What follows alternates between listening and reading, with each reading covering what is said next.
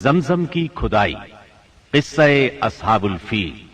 نبی صلی اللہ علیہ وسلم حلیمہ سعدیہ کی آغوش میں، نبی صلی اللہ علیہ وسلم کا بچپن اور لڑکپن، سیدہ آمنہ اور عبد المطلب کی وفات، حجر اسود کا واقعہ، آغاز وحی اور تبلیغ کا آغاز۔ لیجئے سماعت فرمائیے، پیشکش محمد طارق شاہد۔ ہاشم آپ کے پردادا تھے۔ بہت دولت مند ہونے کے ساتھ ساتھ سخاوت، مروت اور احسان میں بھی بے مثال تھے۔ ہاشم کہلانے کی وجہ یہ تھی کہ ان کے عہد میں ایک مرتبہ مکہ مکرمہ میں قحط پڑ گیا۔ یہ فلسطین گئے اور اونٹوں پر آٹے کی بہت سی بوریاں لاد لائے، بہت سے اونٹ ذبح کیے، ان کا شوربہ تیار کیا، روٹیاں پکوائیں۔ ان روٹیوں کو شوربے میں بھگو بھگو کر اہل شہر کو کھلاتے رہے۔ عرب اس کھانے کو حشیم اور سرید کہتے ہیں۔ یہ سلسلہ ایک مدت تک جاری رہا، اسی وجہ سے ان کا نام ہاشم پڑ گیا۔ وہ حاجیوں کی خدمت اور مہمان نوازی میں بھی بڑھ چڑھ کر حصہ لیتے تھے۔ اسی سخاوت اور فیاضی سے ہاشم کا نام پورے عرب میں مشہور ہو گیا۔ ذاتی اثر و رسوخ اور وجاہت کی وجہ سے ان کی دوسرے ممالک کے درباروں میں بھی رسائی تھی۔ انہوں نے ہی قریش میں سب سے پہلے یہ دستور جاری کیا کہ سال میں 2 مرتبہ تجارتی قافلے روانہ ہوا کریں، موسم گرما میں شام کی طرف اور موسم سرما میں یمن کی طرف۔ چنانچہ اسی دستور کے مطابق دونوں موسموں میں قافلے روانہ ہوتے تھے۔ سورۃ القریش میں اللہ تعالیٰ نے قریش کو یہی انعام یاد دلایا ہے، کیونکہ قریش اللہ کی رحمت سے موسم سرما و گرما کے عادی ہو گئے۔ ان کی سمجھ میں یہ بات آ گئی کہ اس نعمت کے شکریہ میں اللہ کی عبادت کرنا چاہیے، جو اس گھر کا مالک ہے، اور اس نے انہیں بھوک میں کھانا دیا اور خوف سے امن بخشا۔ نجاشی شاہ حبش ہاشم کی بے حد خاطر مدارت کرتا اور تحفے تحائف بھی پیش کرتا۔ قیصر روم بھی ان سے بہت مہربانی سے پیش آتا تھا۔ ہاشم نے یمن اور روم کی حکومت سے قریش کے تجارتی قافلے کی حفاظت کا حکم حاصل کیا، اور یہ ان کے اعلیٰ تدبر کا نتیجہ تھا کہ تمام راستے قریش کے تجارتی قافلوں کے لیے محفوظ ہو گئے۔ اس طرح مکہ مکرمہ بین الاقوامی تجارت کا مرکز بن گیا۔ اس سے خانہ کعبہ کی زیارت اور فریضہ حج عام ہو گئے، اور مکی زبان بھی ملک کے چاروں طرف سمجھی جانے لگی۔ ان قریشی قافلوں اور سالانہ میلوں کی وجہ سے جزیرہ نمائے عرب میں ایک معاشی مرکز پیدا ہو گیا۔ ان سالانہ میلوں میں قریش کو سرمایہ دارانہ تجارت اور قافلوں کی حفاظت کے سلسلے میں بہت اہمیت حاصل تھی۔ اس طرح مکہ مکرمہ تجارتی مرکز بنا، جس نے سیاسی مرکزیت کا راستہ کھولا، جو اسلام کا کارنامہ بننے والا تھا۔ 197 عیسوی کے چند ماہ بعد ہاشم کی بیوی سلمہ بنت عمر کے ہاں مدینہ منورہ میں شیبہ یعنی عبد المطلب پیدا ہوئے۔ بچے کے سر میں کچھ بال سفید تھے، اس لیے ان کا نام شیبہ رکھا گیا۔ شیبہ کا مطلب ہے بوڑھا۔ ہاشم کی وفات کے بعد ذمہ داریاں ان کے بھائی مطلب نے سنبھال لی تھی۔ گویا مطلب شیبہ کا چچا تھا۔ اس کی وفات کے بعد شیبہ نے رفادہ اور سقایا کی ذمہ داریاں خوبی سے سنبھالی۔ انہوں نے یمن اور حبشہ کے درباروں میں اپنی قوم کی نمائندگی بھی کی۔ ان کی ملکیت میں ایک قدرتی چشمہ بھی تھا۔ ایک دن خواب میں انہیں اشارہ ملا کہ فلاں جگہ کھود کر غائب شدہ زمزم کا کنواں برآمد کریں۔ کھودتے وقت اس سے انہیں دفن شدہ خزانہ بھی ملا، جو کعبے کے چڑھاووں پر مشتمل تھا۔ عبد المطلب کو زمزم کی ملکیت کے لیے بہت دشواریاں پیش آئیں، مگر اہل شہر امن پسند تھے۔ انہوں نے طے کیا کہ کسی غیر جانبدار حاکم سے اس کا فیصلہ کرا لیا جائے۔ عبد المطلب نے یہ بات مان لی، لیکن پریشان بھی تھے، اس لیے منت مانی کہ اگر اللہ نے مجھے 10 بیٹے دیے اور وہ بلوغت کو پہنچے تو میں ان میں سے ایک کو کعبے میں جا کر اللہ کے لیے قربان کر دوں گا۔ جب 10واں بیٹا بھی بلوغت کو پہنچ گیا تو عبد المطلب کو منت یاد آئی۔ انہوں نے بیٹوں کے درمیان قرعہ ڈالا تاکہ جس کا نام نکلے اسے قربان کر دیں۔ قرعہ نبی اکرم صلی اللہ علیہ وسلم کے والد عبداللہ کے نام نکلا۔ عبد المطلب کا ارادہ دیکھ کر رشتہ داروں اور دوستوں نے دخل اندازی کی اور انہیں مشورہ دیا کہ وہ کسی خاتون عرافہ کے پاس جا کر حل دریافت کریں۔ چنانچہ عبد المطلب ایک عرافہ کے پاس گئے۔ اس نے معاملہ سن کر مشورہ دیا کہ بیٹے اور 10 اونٹوں کے درمیان قرعہ ڈالو، اگر عبداللہ کے نام نکلے تو مزید 10 اونٹ بڑھا دو، اس طرح خوں بہا کی مقدار میں اضافہ کرتے جاؤ یہاں تک کہ قرعہ خوں بہا پر نکلے۔ انہوں نے قرعہ اندازی شروع کی۔ قرعہ ہر بار عبداللہ کے نام نکلتا رہا۔ یہ 10 اونٹ ہر بار بڑھاتے گئے۔ جب 100 اونٹ پورے ہو گئے تب قرعہ اونٹوں کے نام نکلا۔ عبد المطلب نے 3 بار ایسا کیا تاکہ اطمینان ہو جائے۔ ہر بار 100 اونٹوں ہی کا قرعہ نکلا۔ اب انہیں اطمینان ہو گیا کہ یہی اللہ کو منظور ہے۔ زمزم کے کنویں کی ملکیت حاصل کرنے کے علاوہ عبد المطلب کی زندگی کا دوسرا اہم واقعہ ابرہہ کا بیت اللہ پر حملہ ہے۔ تاریخ میں اس کو واقعہ فیل کے نام سے یاد کیا جاتا ہے۔ ابرہہ ایک عیسائی سردار تھا۔ شاہ حبشہ نجاشی کی طرف سے یمن کا حاکم تھا۔ اس نے دیکھا کہ اہل عرب حج کے لیے مکہ مکرمہ جاتے ہیں اور خانہ کعبہ کا طواف کرتے ہیں، تو اس نے عیسائی مذہب کے نام پر یمن کے شہر صنعاء میں ایک عالیشان گرجا بنوایا۔ عرب میں اس گرجا کی خبر مشہور ہو گئی۔ قبیلہ کنانہ کا ایک آدمی وہاں گیا اور گرجا میں گندگی پھیلا کر بھاگ آیا۔ ابرہہ نے غصے میں آ کر قسم کھائی کہ کعبے کو ڈھا کر دم لے گا۔ چنانچہ وہ ایک لشکر جرار لے کر مکہ مکرمہ کی طرف روانہ ہوا۔ راستے میں عرب کے جس قبیلے نے بھی مزاحمت کی، ابرہہ نے اسے تہہ تیغ کر ڈالا، یہاں تک کہ وہ مکہ معظمہ کے قریب پہنچ گیا۔ وہاں کے لوگوں کو اپنے ارادے سے خبردار کرنے کے لیے اس نے اہل مکہ کے جانور پکڑ لیے۔ ان جانوروں میں عبد المطلب کے 200 اونٹ بھی تھے۔ عبد المطلب کو ابرہہ کی چڑھائی کی خبر ملی تو وہ خانہ کعبہ کی دیواروں سے لپٹ گئے اور رو پڑے۔ اللہ سے اپنے گھر کی حفاظت کی دعا کی۔ قریش کے چند سرداروں کو لے کر ابرہہ سے ملنے کے لیے گئے اور اس سے اپنے اونٹوں کی واپسی کا مطالبہ کیا۔ ابرہہ ان کی بات سن کر حیران ہوا اور بولا، تم نے اپنے اونٹوں کی واپسی کی تو بات کی، کعبے کے متعلق ایک لفظ بھی نہیں کہا۔ میں تو یہاں کعبے کو ڈھانے کے لیے آیا ہوں۔ عبد المطلب نے جواب دیا، اونٹ میری ملکیت ہیں، اس لیے ان کی رہائی کے لیے چلا آیا۔ کعبے کا مالک اللہ ہے جو اپنے گھر کو بچانے کی پوری طاقت رکھتا ہے۔ ابرہہ نے ان اونٹوں کی واپسی کا حکم دے دیا۔ یہ اپنے اونٹ لے کر مکہ معظمہ واپس آ گئے۔ 60-70 ہزار کا لشکر تھا اور اس میں 9 یا 13 ہاتھی تھے۔ اس لشکر نے آخر مکے پر چڑھائی کی۔ لشکر مکے کے نزدیک پہنچا تو محمود نامی ہاتھی نے مکے میں داخل ہونے سے انکار کر دیا اور وہیں بیٹھ گیا۔ ایسے میں اچانک باہر قلزم کی طرف سے پرندوں کا ٹڈی دل نظر آیا۔ ان کے پنجوں اور چونچوں میں کنکریاں تھیں۔ جن سپاہیوں پر وہ کنکریاں پڑتی ان کے اعضاء کٹنا شروع ہو جاتے۔ ان کنکریوں کے گرنے سے ابرہہ کی فوج اور ہاتھیوں کا جو حشر ہوا وہ بلا شبہ تاریخ عالم کا ایک نہایت حیرت ناک باب ہے۔ خود ابرہہ مشکل سے گرتا پڑتا صنعاء تک پہنچا اور نہایت دردناک عذاب میں گرفتار ہو کر یمن میں مرا۔ عربوں کے ہاں اس سال کو عام الفیل کہتے ہیں۔ ایک مدت تک یہی تقویمی سال شمار ہوتا رہا۔ قرآن کریم میں یہ واقعہ سورہ فیل میں بیان ہوا۔ تم نے نہیں دیکھا تمہارے پروردگار نے ہاتھی والوں کے ساتھ کیا سلوک کیا؟ کیا اس نے ان کی تدبیر کو اکارت نہیں کر دیا اور ان پر پرندوں کے جھنڈ بھیج دیے جو ان پر پکی ہوئی مٹی کے پتھر پھینک رہے تھے؟ پھر ان کا یہ حال کر دیا جیسے جانوروں کا کھایا ہوا بھوسا۔ واقعہ فیل کے 50-55 دن بعد عبد المطلب کعبے کا طواف کر رہے تھے کہ انہیں پوتے کی ولادت کی خوشخبری ملی۔ 75 سالہ دادا بہت خوش ہوئے۔ نبی کریم صلی اللہ علیہ وسلم ان کے پیارے فرزند جناب عبداللہ کی یادگار تھے، جن کی زندگی 100 اونٹوں کی قربانی دے کر بچائی گئی تھی، لیکن پھر اچانک وہ فوت ہو گئے۔ ان کی وفات سے بوڑھے باپ کو جو صدمہ پہنچا تھا، پوتے کی ولادت سے ایک حد تک وہ کم ہو گیا۔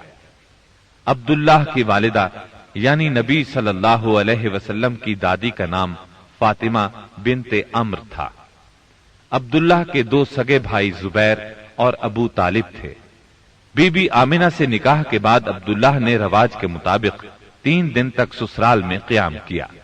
اس کے بعد تجارت کی غرض سے شام چلے گئے۔ واپسی پر یثرب یعنی مدینہ منورہ میں ٹھہرے تاکہ اپنے والد کے حکم کے مطابق کھجوروں کا سودا کریں۔ مدینہ منورہ ہی میں قیام کے دوران وہ بیمار ہو گئے۔ آپ کی بیماری کی خبر مکہ پہنچی تو عبد المطلب نے فوراً اپنے بڑے بیٹے حارث کو عبداللہ کی خبر گیری کے لیے مدینہ روانہ کیا۔ حارث مدینہ پہنچے تو معلوم ہوا 1 ماہ بیمار رہنے کے بعد عبداللہ انتقال کر گئے ہیں۔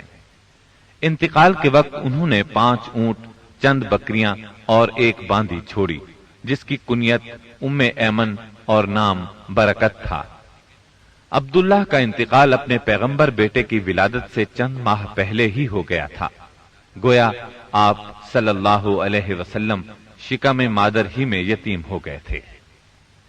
آپ کی والدہ سیدہ آمنہ طہارت نفس، شرافت، عزت، عفت، عصمت اور پاک بازی میں بے مثال تھی۔ اپنی قوم میں سیدۃ النساء کے لقب سے مشہور تھی۔ ددھیال اور ننہیال دونوں کے اعتبار سے آپ عرب کے بہترین قبیلے اور بہترین قوم میں سے تھیں۔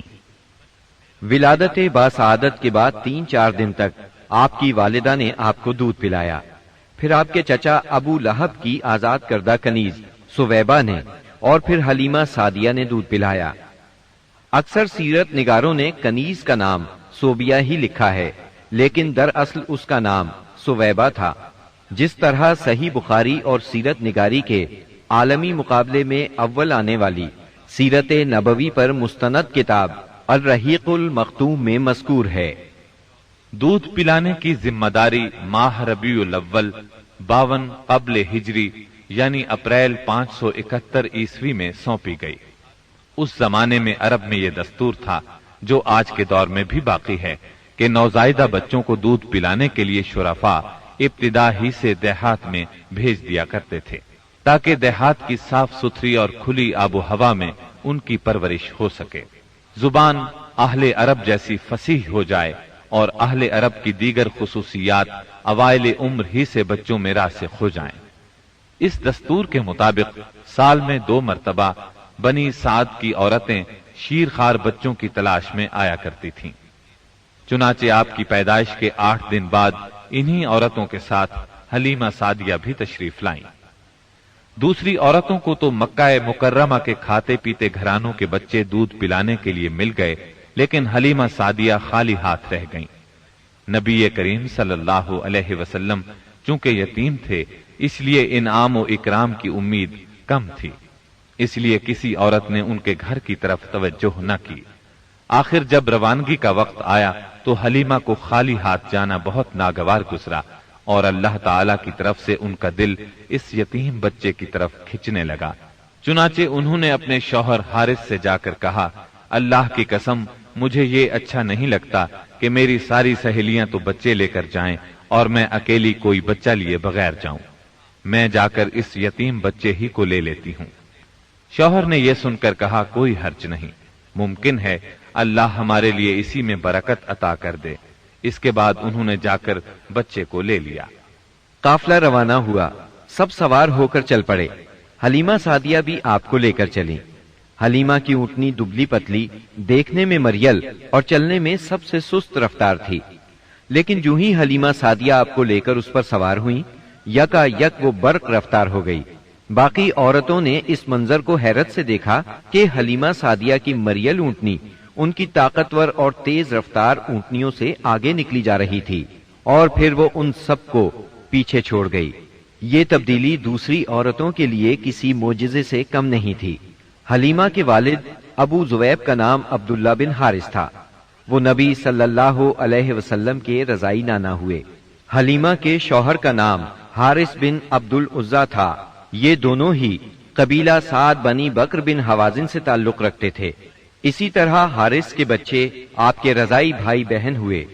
جب تک آپ صلی اللہ علیہ وسلم حلیمہ سعدیہ کے گھر رہے उनका घर बरकतों से माला माल रहा। हलीमा बयान करती हैं कि वो जब आई थीं तो कहत साली का दौर था। उनके पास एक गधी थी जो इस कदर दुबली पतली और मरियल थी कि पूरे काफले में सबसे सुस्त और मरियल चाल चलती थी। एक ऊंटनी भी थी मगर वो कतरा दूध का नहीं देती थी। हलीमा का अपना बच्चा भूख से बेकरार होकर बिलखता रहता था।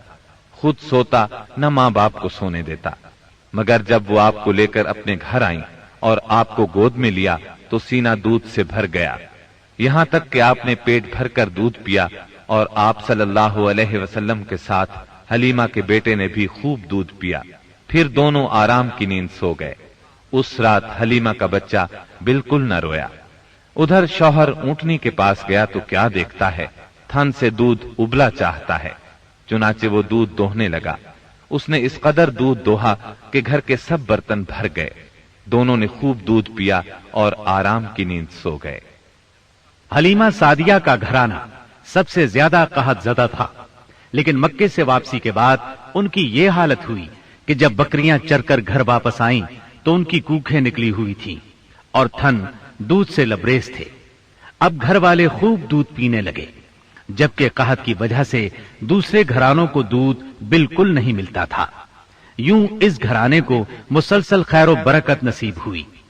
हलीमा का दस्तूर था कि वो हर 6 माह बाद आपको मक्के लाती, वालिदा और खानदान के लोगों से मिलाती और फिर अपने दियार बनी साद वापस ले जाती।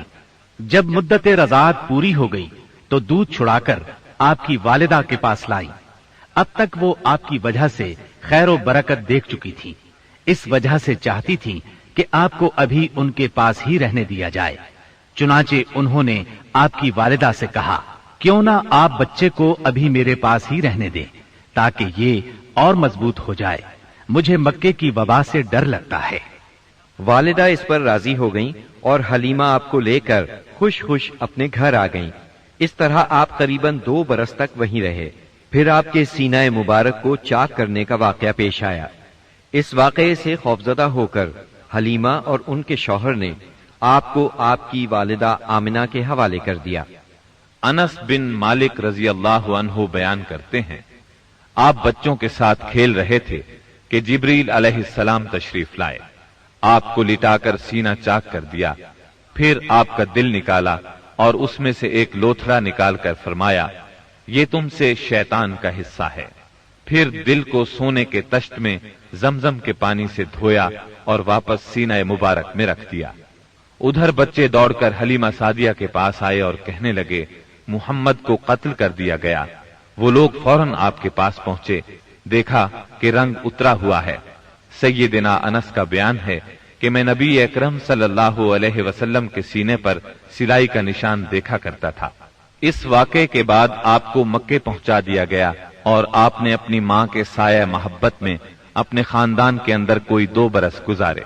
फिर वालिदा, दादा और उम्मे ऐमन के साथ मदीना मुनव्वरा का सफर किया, जहां आपके वालिद की कब्र भी थी और दादा का ननिहाल भी था।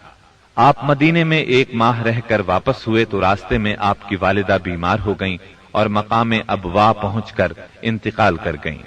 इन्ना लिल्लाहि व इन्ना इलैहि राजिऊन। उन्हें वहीं दफन किया गया। अब बूढ़े अब्दुल मुत्तलिब आपको लिए मक्के पहुंचे।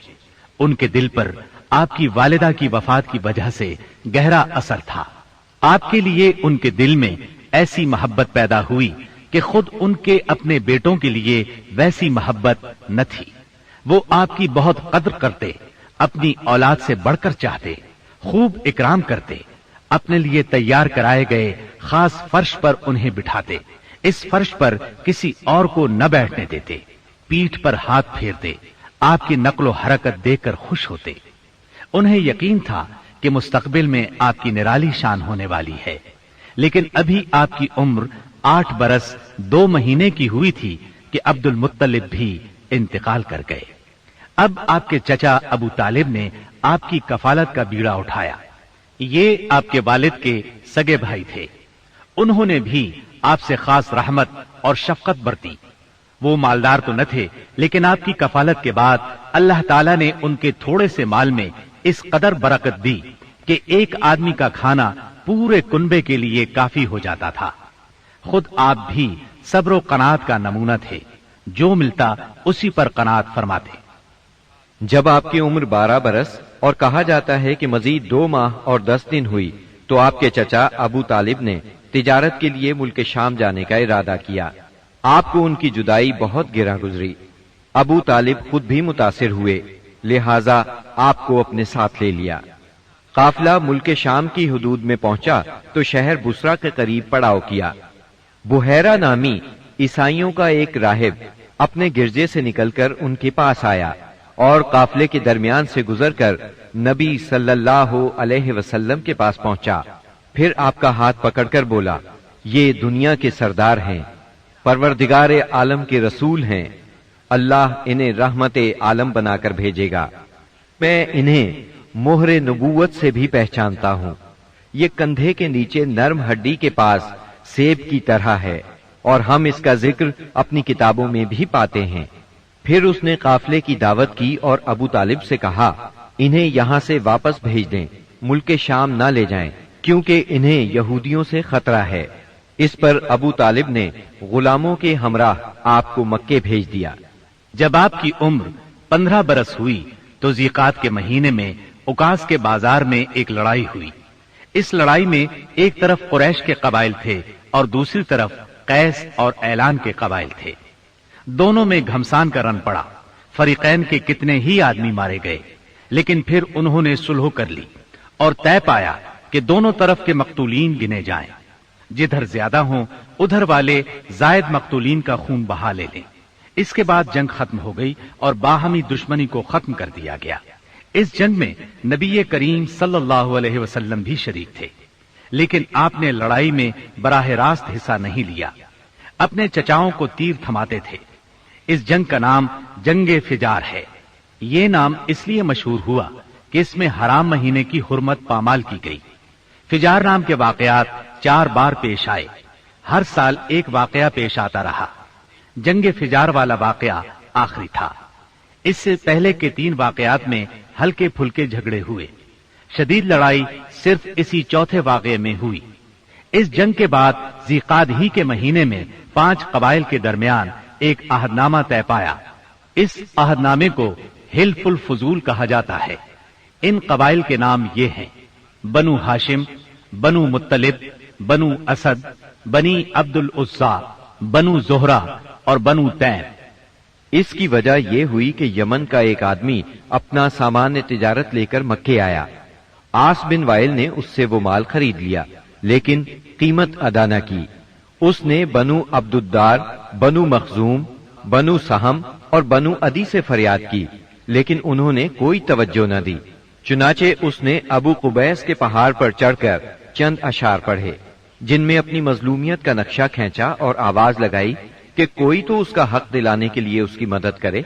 इस पर जुबैर बिन अब्दुल मुत्तलिब ने दौड़ धूप की। लिहाजा उस कबीले के अफराद बनु तैम के सरदार अब्दुल्ला बिन जुदआन के घर में जमा हुए और आपस में अहदो पैमान किया कि मक्के में जो भी मजलूम नजर आए, खाह मक्के का रहने वाला हो या किसी और जगह का, ये सब उसकी हिमायत में उठ खड़े होंगे। उन्होंने आस बिन वाइल से भी उसका हक लेकर उसके हवाले किया। इस अहदो पैमान में आप भी अपने चचाओं के साथ थे।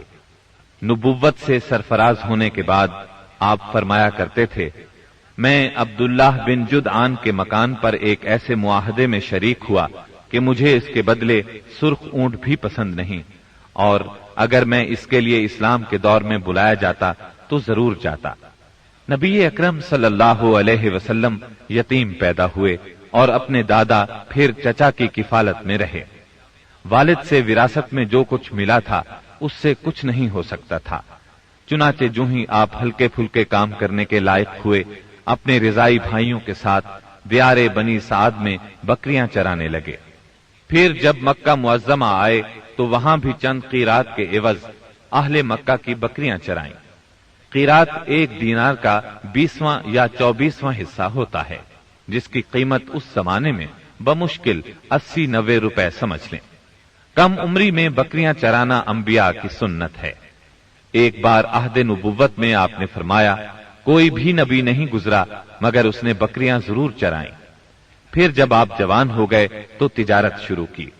बाज रिवायात की रूह से आप साइब बिन अबी साइब के साथ मिलकर तिजारत करते थे। आप तिजारत में बेहतरीन साथी थे। लेन देन के मामले में लड़ते झगड़ते थे, न बहस करते थे। तमाम मामलात में आप हद दर्जे अमानतदार, सच्चे और परहेजगार मशहूर थे। जिंदगी के सभी मैदानों में आपका यही तरीका था। इसी बिना पर आपका लक़ब ही अमीन मशहूर हो गया था। इन तमाम वजूहात की बिना पर आपकी शोहरत सुनकर सैयदा खदीजा ने आपको तिजारत के लिए अपने माल की पेशकश की। वो इज्जत और माल दोनों लिहाज से कुरैश की एक मुअज़्ज़ज़ खातून थी। लोगों को उजरत देकर अपना माल तिजारत के लिए भेजा करती थी। इस पेशकश के साथ उन्होंने ये भी कहा कि वो आपको सबसे अच्छी उजरत देंगी। चुनाचे आपने उनके गुलाम मैसरा के साथ शाम का सफर किया, वहां खरीदो फरोख्त की। इस खरीदो फरोख्त में बहुत ज्यादा नफा हुआ। इस कदर बरकत हुई कि पहले कभी इतना मुनाफा नहीं हुआ था। शाम से आप मक्का वापस आए और सैयदा की अमानत उन्हें सौंपी। सैयदा खदीजा ने अमानत और बरकत का ये हाल देखा तो हैरत ज़दा रह गईं। उधर मैसरा ने भी आपकी बातें उन्हें बताईं। तब सैयदा ने महसूस कर लिया कि उन्हें उनकी मुराद मिल गई है। चुनाचे उन्होंने आपसे अपनी सहेली के जरिए से शादी की ख्वाहिश जाहिर की।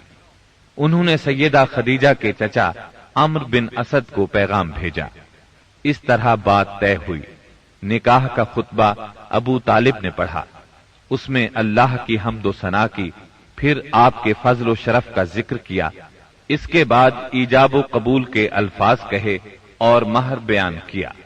ये मुल्क शाम के सफर से वापसी के 2 महीने और चंद दिन बाद की बात है। उस वक्त आपकी उम्र 25 साल थी और सैयदा खदीजा की उम्र 40 साल थी। उनकी उम्र के बारे में कुछ और कौल भी हैं, लेकिन मशहूर कौल 40 ही का है। सैयदा खदीजा की शादी पहले अतीक बिन आइज मखजूमी से हुई थी। वो इंतकाल कर गया तो अबू हाला तैमी से हुई। उससे एक बच्चा भी हुआ, मगर फिर अबू हाला भी फौत हो गया। उसके बाद बड़े बड़े सरदारान कुरैश ने शादी का पैगाम दिया, मगर सैयदा खदीजा राजी न हुई। यहां तक कि अल्लाह ताला ने उन्हें आपकी तरफ माइल कर दिया और इस तरह सैयदा को आप सल्लल्लाहु अलैहि वसल्लम की ज़ौजियत का शरफ हासिल हुआ। सैयदा खदीजा नबी सल्लल्लाहु अलैहि वसल्लम की पहली बीवी थी। उनके जीते जी आपने किसी और से शादी न की। आपकी तमाम औलाद भी उन्हीं से हुई। सिर्फ इब्राहिम मारिया किप्तिया से हुए। आपकी औलाद के नाम ये हैं। पहले कासिम पैदा हुए, फिर जैनब, फिर रुकैया, फिर उम्मे कुलसूम, फिर फातिमा, फिर अब्दुल्ला। बाज मुअर्रिखों ने तादाद औलाद और औलाद की तरतीब इससे मुख्तलिफ भी लिखी है। आप सल्लल्लाहु अलैहि वसल्लम के तमाम लड़के बचपन में फौत हो गए। अलबत्ता तमाम बच्चियों ने आहदे नबूवत को पाया, इस्लाम लाई और हिजरत भी की, और सब की सब आपकी जिंदगी ही में इंतकाल कर गई। सिर्फ सैयदा फातिमा आपके 6 माह बाद फौत हुई। आपकी उम्र का 35वां साल था कि एक जोरदार सैलाब आया। उससे खाना काबा की दीवारें फट गईं। एक बार पहले आग भी लगी थी, इसलिए आग की वजह से दीवारें कमजोर हो चुकी थीं। अब कुरैश ने फैसला किया कि खाना काबा की नए सिरे से तामीर की जाए। इस मौके पर उन्होंने फैसला किया कि इस तामीर में सिर्फ हलाल माल ही खर्च करेंगे। चुनाचे रंडी की उजरत, सूद की दौलत और किसी का नाहक लिया हुआ माल इसमें इस्तेमाल नहीं करेंगे। उन्हें खाना काबा गिराते हुए डर भी लग रहा था कि कहीं अल्लाह का अजाब न टूट पड़े।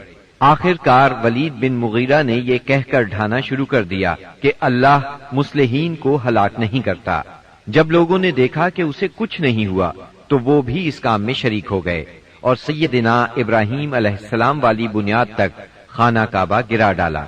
इसके बाद तामीर शुरू की। तामीर के लिए हर कबीले का अलग अलग हिस्सा मुकर्रर था। मुअज़्ज़ज़ीन अपने कांधों पर पत्थर लाते और ढेर लगाते। नबी करीम सल्लल्लाहु अलैहि वसल्लम और आपके चचा अब्बास भी पत्थर ढो रहे थे। तामीर का काम बाकूम नामी एक रूमी मेमार कर रहा था।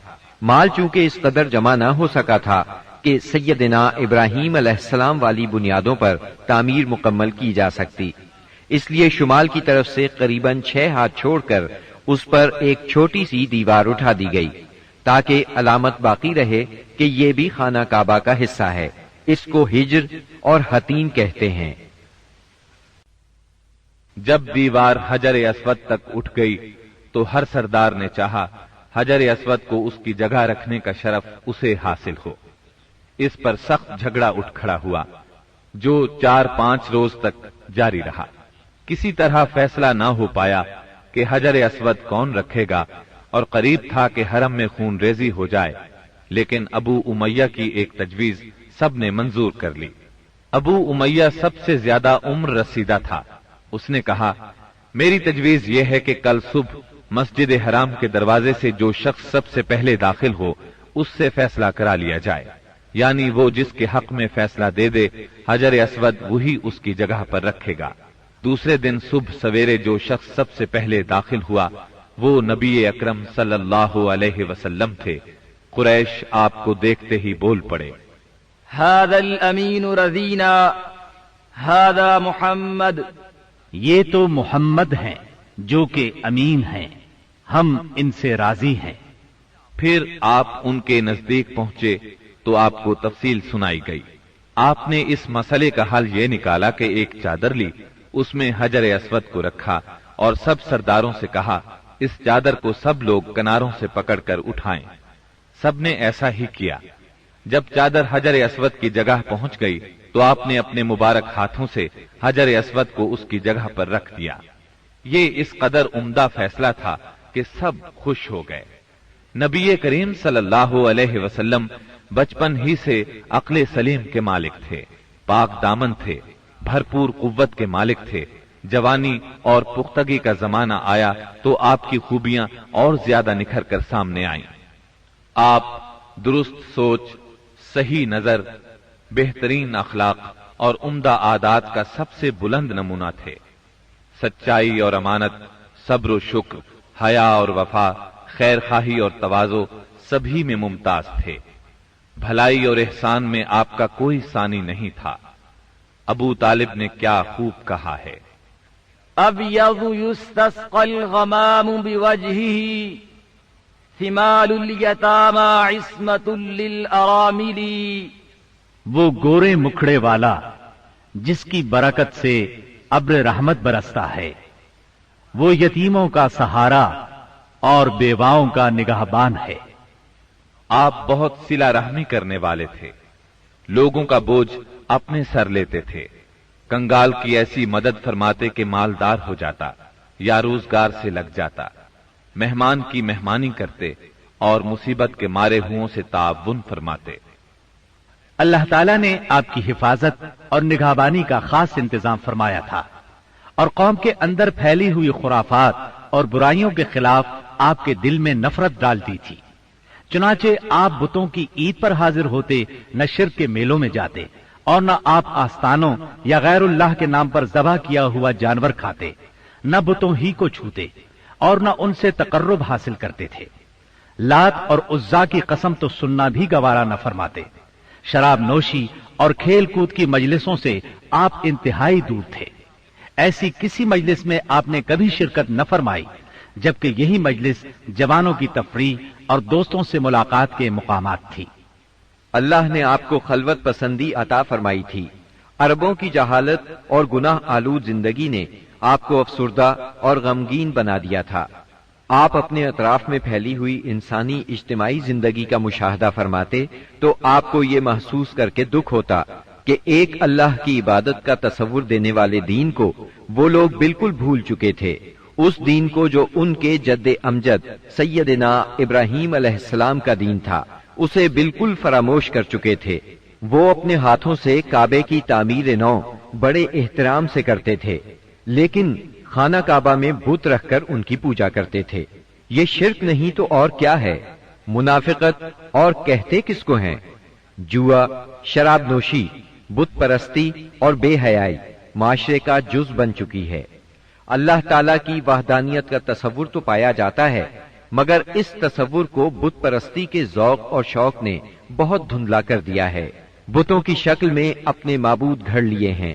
ہر قبیلے اور ہر خاندان کا ایک پسندیدہ بت ہے، اور کعبے میں 360 بت رکھے ہوئے ہیں۔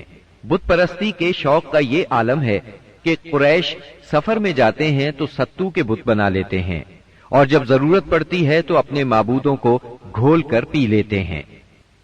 قریش کے معاشرے اور عرب کے ماحول میں عورت بیچاری کی حالت اس قدر پست، ذلیل اور ردی ہے کہ وہ اونٹوں، بکریوں اور غلے کی طرح تجارت کی چیز بن چکی ہے۔ شادیوں پر کوئی پابندی، کوئی روک نہیں۔ ایک مرد جتنی عورتوں سے چاہے شادی کر سکتا ہے، اور دوسری طرف عورت بھی جتنے مردوں کو پسند کرے ان سے تعلق پیدا کر سکتی ہے۔ چوری چھپے آشنائی سے لے کر کھلی بے حیائی تک ہر برائی کی جاتی ہے۔ پستی اور گراوٹ کی انتہا ہے کہ منقولہ اور موروثی جائیداد کی طرح باپ کی بیویاں بھی بیٹے کو ورثے میں ملتی ہیں، اور وہ اپنی حقیقی ماں کے سوا اپنی ستیلی ماؤں سے شادی کرنے میں کسی قسم کی آر محسوس نہیں کرتا۔ اس بے حیائی کے ساتھ عربوں میں ایک شدید مجرمانہ قسم کی غیرت بھی پائی جاتی ہے، وہ یہ کہ ہماری لڑکیاں کسی کو بیاہ ہی نہ جائیں، کوئی مرد ہمارا داماد نہ بنے۔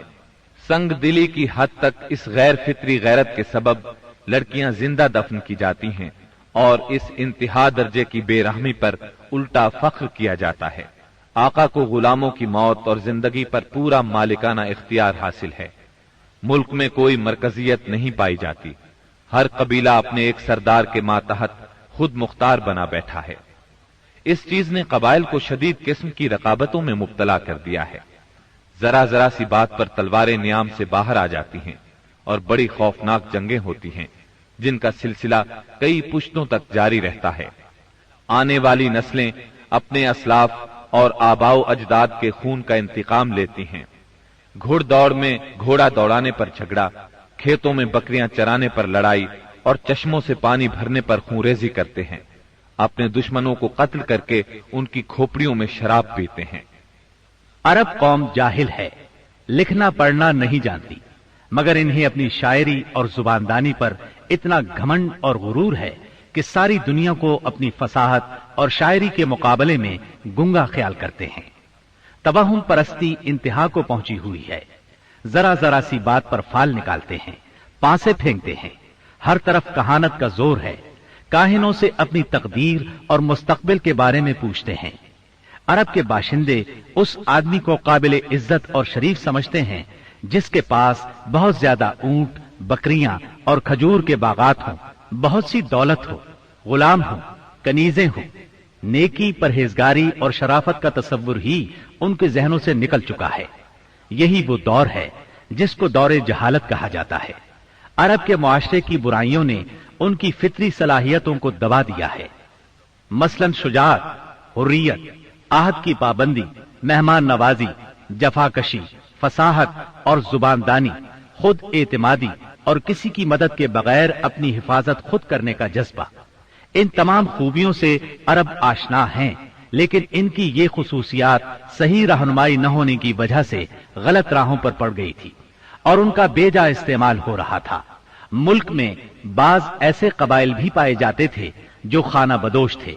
جہاں پانی کا چشمہ، سبزہ اور کھجوروں کے جھنڈ نظر آئے وہیں ڈیرے ڈال دیے، اور جب یہاں سے جی اکتا گیا تو اپنا مختصر سا سامان اونٹوں پر لاد کر وہاں سے چل دیے۔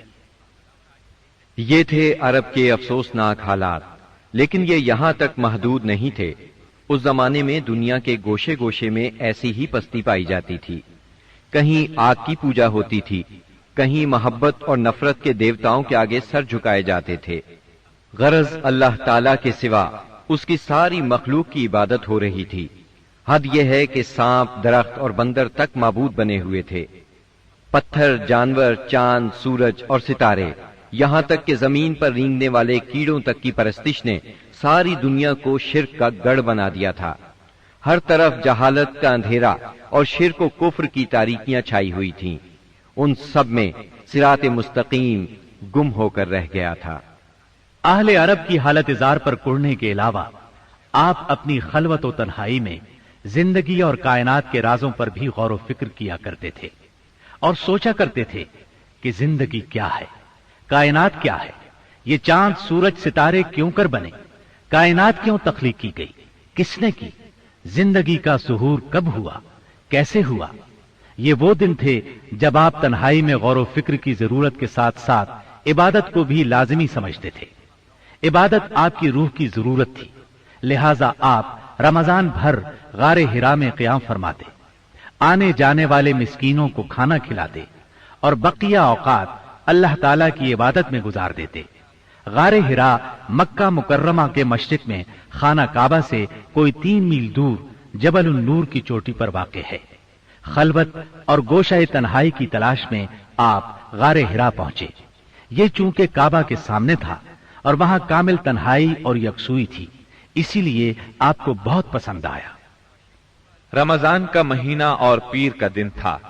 आप गारे हिरा के अंदर जिक्र इलाही और इबादत में मशगूल थे कि यकायक जिब्रील अलैहिस्सलाम नाजिल हुए और आपको वही और नबुव्वत से नवाजा। सैयदा आयशा रजी अल्लाह अन्हा फरमाती हैं, रसूलुल्लाह सल्लल्लाहु अलैहि वसल्लम पर वही का आगाज नींद में अच्छे ख्वाब से हुआ। आप जो ख्वाब देखते वो सफेदाए सहर की तरह नमूदार होता। फिर आपको तन्हाई पसंद आने लगी, चुनाचे आप गारे हिरा में खलवत फरमाने लगे और कई कई रात घर आए बगैर इबादत करते और इस अरसे के लिए तोशा भी साथ ले जाते। फिर सैयदा खदीजा रजी अल्लाह अन्हा के पास तशरीफ लाते और उतनी मुद्दत के लिए फिर तोशा ले जाते, यहां तक कि आप गारे हिरा में थे कि आपके पास हक आ गया, यानी फरिश्ता आपके पास आया और कहा, इकरा यानी पढ़िए। आपने फरमाया, मैं पढ़ना नहीं जानता। रसूलुल्लाह सल्लल्लाहु अलैहि वसल्लम फरमाते हैं कि इस पर उसने मुझे पकड़ लिया और इस जोर से दबोचा कि मुझे चूर कर डाला और फिर मुझे छोड़कर कहा, इकरा यानी पढ़िए। मैंने फिर कहा, मैं पढ़ना नहीं जानता। उसने फिर मुझे पकड़कर दबोचा और चूर कर डाला, फिर छोड़कर कहा, इकरा पढ़िए। मैंने फिर कहा, मैं पढ़ा हुआ नहीं हूं। अब उसने तीसरी बार दबोचा और कहा, पढ़ अपने उस परवरदिगार के नाम से जिसने पैदा किया, इंसान को लोथड़े से पैदा किया। पढ़, तेरा रब बड़ा करीम है, जिसने कलम के जरिए से इल्म दिया, इंसान को वो बात सिखाई जिसे वो जानता न था। अब आपने ये आयात पढ़ दी, फिर आप इन आयात को लेकर वापस आए। आपका दिल कांप रहा था। आपने सैयदा खदीजा रजी अल्लाह अन्हा के पास पहुंचकर फरमाया, मुझे चादर ओढ़ा दो, मुझे चादर ओढ़ा दो। उन्होंने चादर ओढ़ा दी, यहां तक कि दहशत जाती रही। फिर आपने सैयदा खदीजा को वाकया सुनाया और फरमाया, मुझे अपनी जान का खौफ है। उन्होंने कहा, अल्लाह की कसम, ऐसा हरगिज नहीं हो सकता। अल्लाह आपको कभी रुस्वा नहीं करेगा। आप सिला रहमी करते हैं, बेसहारों का बोझ उठाते हैं, खाली हाथ लोगों की मदद करते हैं, मेहमान की मेहमानी करते हैं और हक के सिलसिले में पेश आने वाले मसाइब में मदद करते हैं। इसके बाद सैयदा खदीजा आपको अपने चचाजाद भाई वरका बिन नौफल के पास ले गईं। ये जाहिलियत के दौर में ईसाई हो गए थे, अबरानी लिखना पढ़ना जानते थे और अबरानी में इंजील लिखते थे। उस वक्त बूढ़े और नाबीना हो चुके थे। सैयदा खदीजा रजी अल्लाह अन्हा ने उनसे कहा, भाईजान, आप अपने भतीजे की बात सुने। वरका बिन नौफल ने कहा, भतीजे कहो, तुम क्या कहते हो? आपने जो कुछ देखा था बयान कर दिया। इस पर वरका बोले, ये तो वही फरिश्ता है जो मूसा अलैहिस्सलाम पर नाजिल हुआ था। काश मैं उस वक्त जिंदा होता जब आपकी कौम आपको निकाल देगी। आपने हैरान होकर फरमाया, मेरी कौम मुझे निकाल देगी? वरका बिन नौफल बोले, हाँ, कोई ऐसा आदमी नहीं जो तुम जैसा पैगाम लाया हो और उससे दुश्मनी न की गई हो, और अगर मैं उस वक्त तक जिंदा रहा तो तुम्हारी जबरदस्त मदद करूंगा। लेकिन इसके बाद जल्द ही वरका बिन नौफल फौत हो गए और उधर वही का सिलसिला रुक गया। वही की बंदिश से आपको सख्त रंजो मलाल हुआ, लेकिन मसलहत इलाही इसी में थी, क्योंकि इस तरह खौफ जाता रहा। मुआमले की नौयत समझने का मौका मिला और दोबारा वही की मशक्कत बर्दाश्त करने पर तबीयत सिर्फ आमादा ही नहीं हुई بلکہ ایک گونا شوق اور طلب بھی پیدا ہوئی اور آپ دوبارہ وحی کا انتظار کرنے لگے۔ ادھر آپ گوشہ نشینی کی بقیہ مدت پوری کرنے کے لیے ورقہ کے پاس سے پلٹ کر دوبارہ غار حرا میں تشریف لا چکے تھے۔ جب ماہ رمضان ختم ہو گیا اور آپ کی اعتکاف کی مدت پوری ہو گئی تو عادت کے مطابق پہلی شوال کی صبح حرا سے اتر کر مکہ معظمہ روانہ ہوئے۔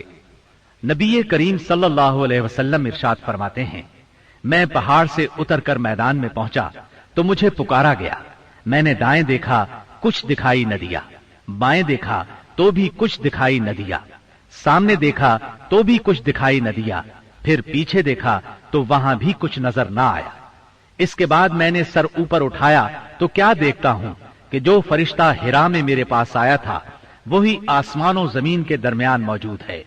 یہ دیکھ کر میرا پورا وجود اس کے رعب سے بھر گیا، یہاں تک کہ میں زمین کی طرف جھک گیا۔ پھر میں خدیجہ کے پاس آیا اور کہا، مجھے چادر اڑا دو، مجھے چادر اڑا دو، مجھے کمبل اڑا دو، ٹھنڈے پانی کے چھینٹے مارو۔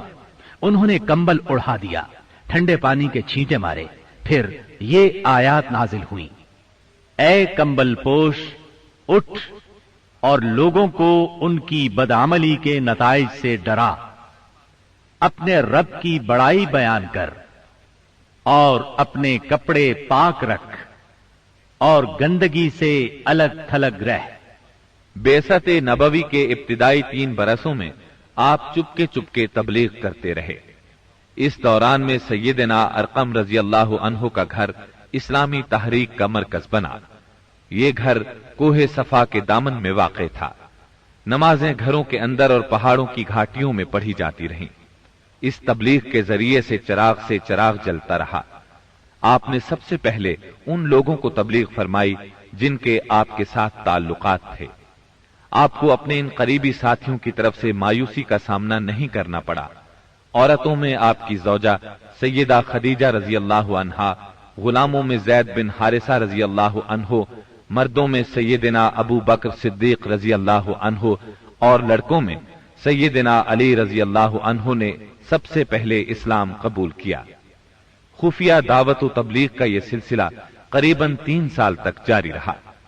اس عرصے میں جن حضرات نے اسلام قبول کیا ان کے نام یہ ہیں: بلال بن رباح، عثمان بن عفان، زبیر بن عوام، عبد الرحمن بن عوف، طلحہ بن عبید اللہ، سعد بن ابی وقاص، عمرو بن انبسہ، خالد بن سعد بن عاص، عمار بن یاسر، خباب بن ارت، ابو عبیدہ بن جراح، سعید بن زید، جعفر بن ابی طالب، عبداللہ بن مسعود، ابو سلمہ، عثمان بن مظعون، صہیب رومی اور ارقم رضی اللہ عنہم۔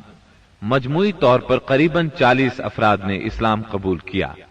ان حضرات کو السابقون الاولون کہا گیا۔ اس خاموش تبلیغ کے نتیجے میں 40 افراد نے اسلام قبول کیا۔ اس طرح اسلام کی بنیاد مضبوط ہو گئی۔ تب اللہ کا حکم آیا، اے کمبل لپیٹ کر لیٹنے والے، اٹھو اور خبردار کرو، اپنے رب کی بڑائی کا اعلان کرو۔ یہ سورہ مدثر کی پہلی 2 آیات کا ترجمہ ہے۔ ان میں نبی صلی اللہ علیہ وسلم کو اس عظیم اور جلیل کام کے لیے اٹھنے اور نیند کی چادر پوشی اور بستر کی گرمی سے نکل کر جہاد، کوشش اور مشقت کے میدان میں آنے کے لیے کہا گیا۔ اے چادر پوش، اٹھ اور ڈرا۔ گویا کہا جا رہا ہے جسے اپنے لیے جینا ہے وہ تو راحت کی زندگی گزار سکتا ہے، لیکن آپ جو اس زبردست بوجھ کو اٹھا رہے ہیں تو آپ کو نیند سے کیا تعلق، آپ کو راحت سے کیا سروکار، آپ کو گرم بستر سے کیا مطلب، پرسکون زندگی سے کیا نسبت، راحت بخش ساز و سامان سے کیا واسطہ۔ آپ اٹھ جائیے اس عظیم کام کے لیے جو آپ کا منتظر ہے، اس بھاری بوجھ کے لیے جو آپ کے لیے تیار ہے۔ اٹھ جائیے جد و جہد اور مشقت کے لیے، تکان اور محنت کے لیے اٹھ جائیے کہ اب نیند اور راحت کا وقت گزر چکا۔ اب آج سے مسلسل بیداری ہے، طویل اور مشقت سے لبریز جہاد ہے۔ اٹھ جائیے، اس کام کے لیے مستعد اور تیار ہو جائیے۔ یہ بڑا عظیم اور پرہیبت حکم ہے۔ اس نے نبی صلی اللہ علیہ وسلم کو پرسکون گھر، گرم آغوش اور نرم بستر سے کھینچ کر تند طوفانوں اور تیز جھکڑوں کے درمیان انتہائی گہرے سمندر میں لا کھڑا کیا، لوگوں کے ضمیر اور زندگی کے حقائق کی کشاکشی کے درمیان پہنچا دیا۔ پھر رسول اللہ صلی اللہ علیہ وسلم اٹھ گئے اور قریباً 20 سال تک اٹھے رہے۔ آپ نے اپنا چین، سکون اور آرام چھوڑ دیا۔ زندگی اپنے لیے نہ رہی، اہل و عیال کی نہ رہی۔ آپ اٹھے تو پھر اٹھے ہی رہے۔ کام اللہ کی طرف دعوت دینا تھا۔ آپ نے یہ کمر توڑ بار گراں اپنے کندھوں پر کسی دباؤ کے بغیر اٹھا لیا۔ یہ بوجھ تھا، اس روئے زمین پر امانت کبریٰ کا بوجھ، ساری انسانیت کا بوجھ، سارے عقیدے کا بوجھ، میدانوں میں جہاد اور دفاع کا بوجھ۔ آپ نے 20 سال سے زیادہ عرصے تک مسلسل اور ہمہ گیر مارکا آرائی میں زندگی بسر کی، اور اس پورے عرصے میں جب سے آپ نے وہ آسمانی ندا، اللہ کی آواز سنی اور یہ بھاری ذمہ داری پائی، آپ کو کوئی ایک حالت کسی دوسری حالت سے غافل نہ کر سکی۔ اللہ آپ کو ہماری طرف سے اور ساری انسانیت کی طرف سے بہترین اجر عطا فرمائے، آمین۔ پھر اللہ تعالی نے آپ کو حکم دیا، اے نبی، جس بات کا آپ کو حکم دیا گیا ہے اس کا صاف صاف اعلان کر دیجئے اور مشرکین سے رخ پھیر لیجئے۔ پھر مزید حکم ہوا، اور سب سے پہلے اپنے قریبی رشتہ داروں کو کفر اور شرک سے ڈرائیے، اور جو ایمان لے آئے اور آپ کی پیروی کرے اس کے ساتھ نرمی اور شفقت کا معاملہ فرمائیے۔ جب آپ کو عام دعوت دینے کا حکم دیا گیا اور یہ ہدایت نازل ہوئی کہ آپ اپنے قریب ترین عزیزوں کو سب سے پہلے اللہ کے عذاب سے ڈرائیں، تو آپ نے صبح سویرے کوہ صفا پر چڑھ کر بلند آواز سے پکارا، یا صباحا۔ عرب میں یہ صدا وہ شخص لگاتا تھا جو صبح کے جھٹپٹے میں کسی دشمن کو اپنے قبیلے پر حملہ کرنے کے لیے آتے دیکھ لیتا تھا۔ آپ کی یہ آواز سن کر لوگوں نے پوچھا، یہ کون پکار رہا ہے؟ بتایا گیا، یہ محمد کی آواز ہے۔ اس پر قریش کے تمام خاندانوں کے لوگ آپ کی طرف دوڑ پڑے۔ جو خود آ سکتا تھا وہ خود آیا، جو نہیں آ سکتا تھا اس نے اپنی طرف سے کسی کو بھیج دیا۔ جب سب لوگ جمع ہو گئے تو آپ نے قریش کے ایک ایک خاندان کا نام لے لے کر پکارا، اے بنی ہاشم، اے بنی عبد المطلب، اے بنی فہر، اگر میں تمہیں یہ بتاؤں کہ اس پہاڑ کے پیچھے ایک لشکر تم پر حملہ کرنے کے لیے تیار ہے تو کیا تم میری بات کو سچ مانو گے؟ کیونکہ میں ایسی جگہ کھڑا ہوں جہاں سے میں ادھر بھی دیکھ رہا ہوں اور ادھر بھی۔ سب نے یک زبان ہو کر کہا، ہم آپ کی بات فوراً مان لیں گے، ہم نے کبھی آپ کو جھوٹا نہیں پایا، ہم نے ہمیشہ آپ کو سچا ہی پایا ہے۔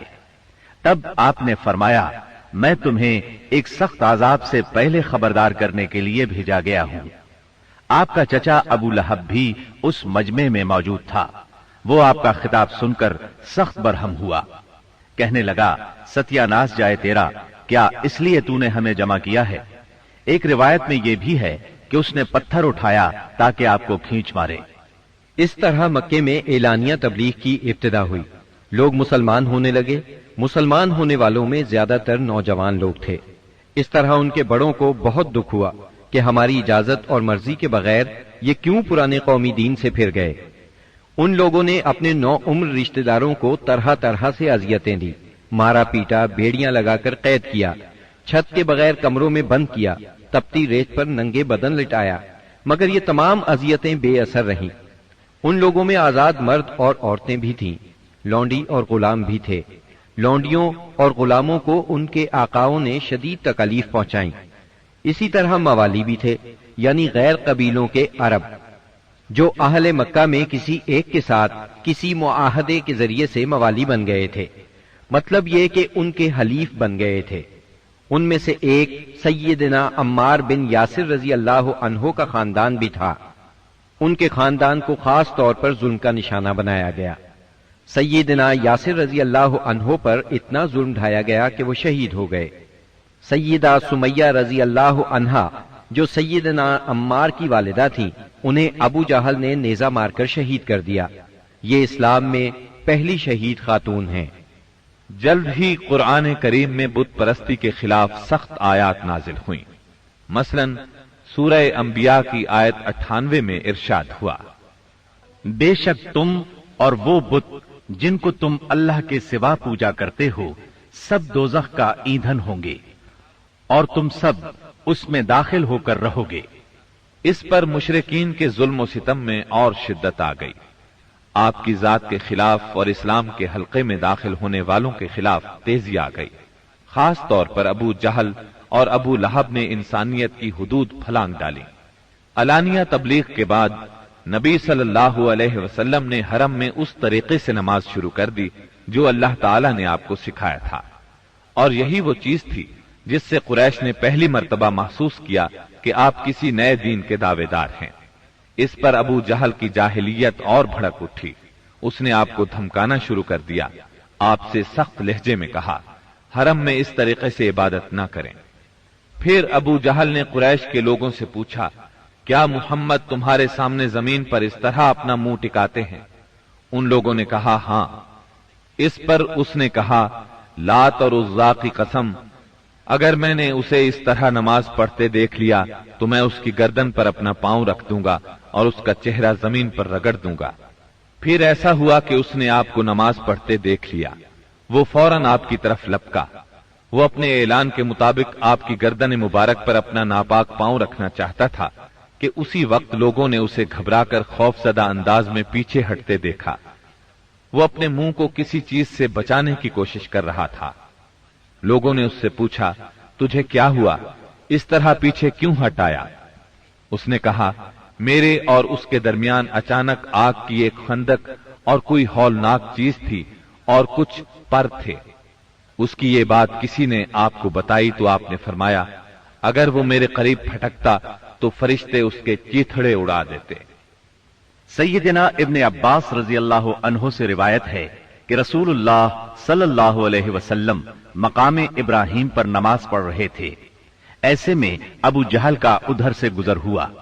اس نے کہا، اے محمد، کیا ہم نے تمہیں اس سے منع نہیں کیا تھا؟ یہ کہہ کر وہ آپ کو دھمکیاں دینے لگا۔ جواب میں آپ نے بھی اسے سختی سے جھڑک دیا۔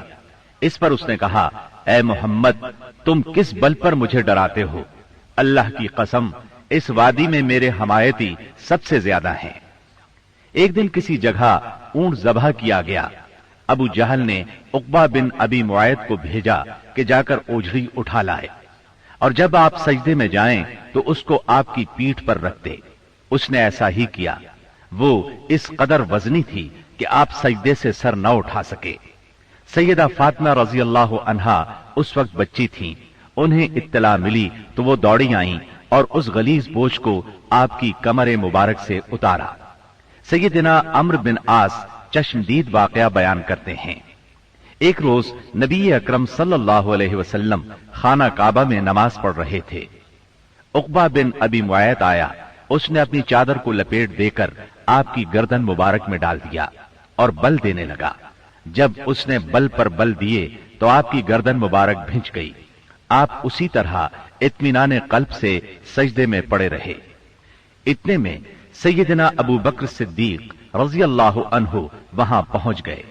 انہوں نے دھکے دے کر عقبہ بن ابی معیط کو ہٹایا اور ان سے فرمایا، کیا تم ایک ایسے شخص کو مارتے ہو اور صرف اس جرم میں کہ وہ کہتا ہے میرا پروردگار اللہ ہے اور وہ تمہارے پاس روشن دلائل لے کر آیا ہے؟ ان کے ایسا کہنے پر چند شریر سیدنا صدیق اکبر رضی اللہ عنہ پر ٹوٹ پڑے اور انہیں خوب زد و کوب کیا۔ انہی واقعات پر سورہ علق کی آیات 6 تا 19 نازل ہوئیں، اور اسی سورت کی پہلی 5 آیات نازل ہونے کے بعد سب سے پہلے اسلام کا اظہار نبی کریم صلی اللہ علیہ وسلم نے نماز ہی سے کیا تھا، اور کفار سے آپ کی مٹ بھیڑ کا آغاز بھی حرم میں آپ کے نماز پڑھنے سے ہوا تھا۔